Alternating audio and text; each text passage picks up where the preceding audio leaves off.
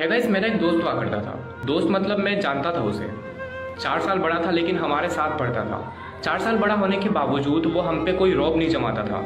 वो ऐसा था कि उसके लिए उसकी अलग सी दुनिया थी। मतलब वो अपने दुनिया में ही खोया रहता था और वो इतना अकेला रहता था कि हम उसे अकेली बुलाते थे। लड़का होने के बावजूद हमें उसे अकेला बुलाना चाहिए, लेकिन हम उसे अकेली बुलाते थे क्योंकि हमें लगता था कि एक लड़के को अगर हम लड़की बोलेंगे तो ये चीज़ बहुत ही ज़्यादा फ़नी हो जाती है। जैसे कि तुम्हें पता है कि मैं ज़्यादा सस्पेंस में नहीं लिखता, बस इतना ही कहना है कि फैमिली प्रॉब्लम और ना जाने किस किस रीज़न के कारण उसने कुछ महीने पहले सुसाइड कर लिया। सुसाइड करने के बाद पूरा स्कूल उसका दोस्त बन गया और सब लोग उसका यार एकदम वेल विशर बन गए। अब यार मरने के बाद वेल विशर बन के भी क्या फ़ायदा। स्टेटस और स्कूल की तरफ से RIP का ये सब RR होता रहा, लेकिन यार अब क्या ही फ़र्क पड़ता है। सुसाइड के 2 महीने बाद हम उसके घर में गए। घर में जाके ये पता चला कि वो लोग वहाँ से शिफ्ट हो रहे हैं। उसके मम्मी से पता चला कि वो डायरी में अपनी सब बातें लिखता था, क्योंकि शायद सुनने वाला ना हम थे ना कोई और दोस्त था। उसकी पूरी डायरी तो हमने नहीं पढ़ा, मतलब कि मैंने उसकी पूरी डायरी तो नहीं पढ़ी, लेकिन यार मैंने कुछ कुछ बातें पढ़ी और उन कुछ कुछ बातों में से मुझे कुछ कुछ बातें याद है जो मुझे तुम्हें बताना है। उसके डायरी में कुछ एक बातें ऐसा लिखा था कि आज मेरे डिप्रेशन को सफ़र करते हुए काफ़ी साल हो चुके हैं और सुशांत सिंह राजपूत वाले हादसे के बाद सब में अजीब सी चेंजेस आने लगी। सबको अपना दुख बयां करने के लिए फेसबुक का स्टोरी और व्हाट्सएप का स्टेटस का सहारा लेना पड़ा। सब लोग ने अपने स्टेटस में भर भर के ये रखा कि अगर किसी को ज़रूरत या फिर किसी को अपना कुछ शेयर करना है तो हमारे DMs हमेशा ओपन है। मैंने उसी स्टेटस का रिप्लाई किया, जबकि मुझे पता था कि मेरा मैसेज नोटिफिकेशन से देख कर ही सब लोग इग्नोर कर लेंगे। फिर भी मैं देखना चाहता था कि मेरे इस मैसेज को लोग कितने दिन तक इग्नोर करते हैं। मुझे 3 दिन बाद रिप्लाई तो नहीं मिला, लेकिन हाँ डबल टिक मतलब कि ब्लू टिक मेरे को ज़रूर मिल गया।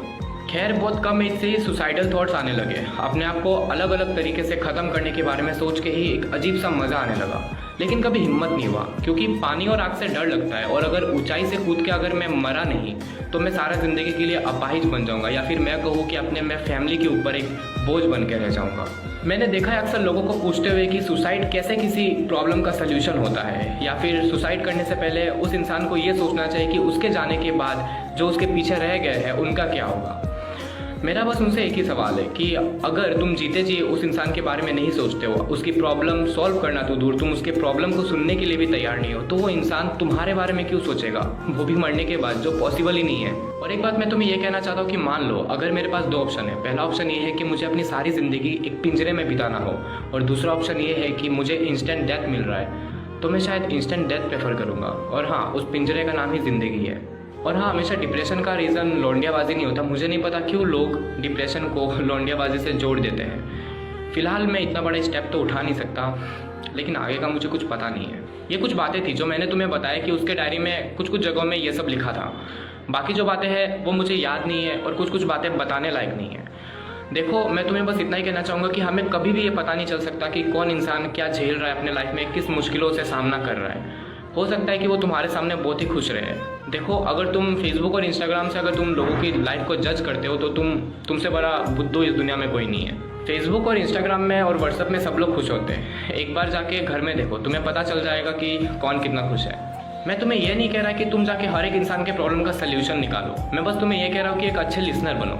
अगर कोई आके तुम्हें कह रहा है कि मेरा आज उंगली टूट गया, तो तुम्हें ये बोलने की ज़रूरत नहीं कि अरे ये तो कुछ भी नहीं है, मेरा तो हाथ भी टूटा है। देखो, सबका अपना अपना स्ट्रगल होता है और यहाँ पे ना ही कोई कंपटीशन चल रहा है किसने कितना दर्द झेला है। तुम्हें बस सुनना है, बस इतनी सी बात है। अपने आसपास के लोगों को देखो, अगर कोई अकेला है तो उसे अकेला फील मत कराओ, उसे ऐसे लेफ्ट ओवर फील मत कराओ कभी भी।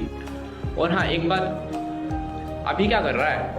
शाम को बोला था ना पार्टी है, और पार्टी में अगर रोहित आया ना, मैं कहीं नहीं जा रहा, पहले ही बता रहा हूँ। ये सब तुम्हें नहीं करना है। अगर कोई अकेला है तो उसको अपने साथ रखो। उसके तुम्हारे पार्टीज में आने से तुम मर नहीं जाओगे, लेकिन हो सकता है कि अगर वो ना आए और उसको इतना अकेला फील हो, उसके पास कुछ बचा ना हो, तो हो सकता है वो मर जाए। मैं ये नहीं कह रहा कि वो पार्टी में ना आने के लिए मर रहा है, लेकिन मैं तुम्हें समझा ही क्यों रहा हूँ। अगर तुम समझदार हो तो तुम समझ ही जाओगे कि मैं तुम्हें क्या कहने की कोशिश कर रहा हूँ। खैर यार, छोड़ो।